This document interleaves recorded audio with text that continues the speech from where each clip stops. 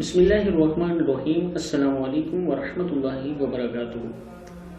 आज मैं अपने दोस्तों को बताऊंगा कि अल्लाह ताला कुरान मजीद में क्या फरमाते हैं कि मुझे पुकारा करो और किस तरह पुकारा करो।